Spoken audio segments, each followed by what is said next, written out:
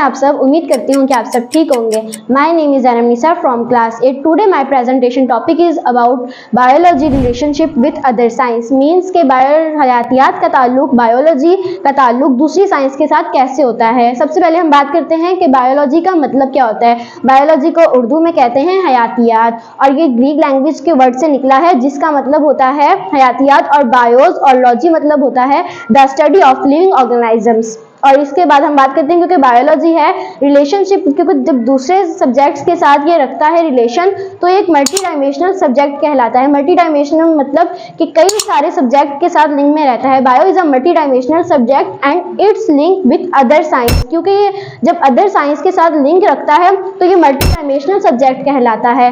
Like chemistry, geography, physics and mathematics. Mathematics की हम अगर बात करें तो बायो मैथमेटिक्स होता है, और इसे हम बायोमेट्री भी कह सकते हैं। बायोमैथमेटिक्स के अंदर हम डेटा कलेक्ट करते हैं डिफरेंट लिविंग ऑर्गेनिजम्स का, कि उनके फंक्शंस का डेटा कलेक्ट करते हैं, वो किस जगह रहते हैं उनका डेटा कलेक्ट करना, और उनके अदर फॉर्म्स के डेटा कलेक्ट करना, ये सारा कुछ कहलाता है बायोमैथमेटिक्स। और इसके अलावा हम बात करें बायोफिजिक्स।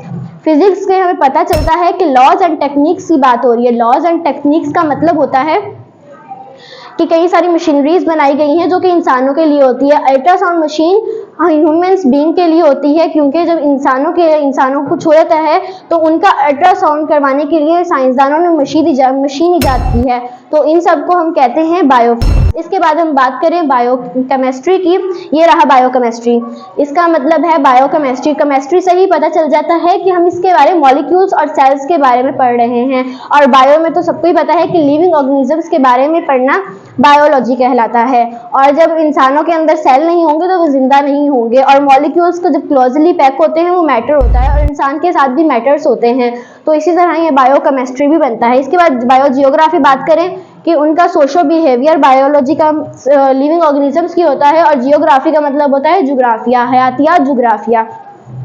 जब हम बात करते हैं बायोजियोग्राफी की, इसके अंदर आते हैं कि वो किस जगह रह रहे हैं, उनका ताल्लुक किसके साथ है, और अल्लाह ताला ने और साइंसदानों ने उन्हों को उन्हीं जगह पे रखा है कि वो किस जगह वो उनके ऊपर ठीक लग रही है।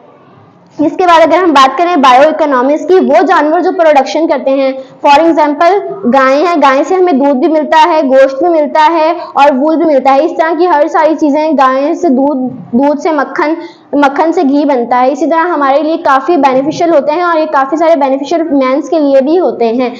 I hope you like my speech.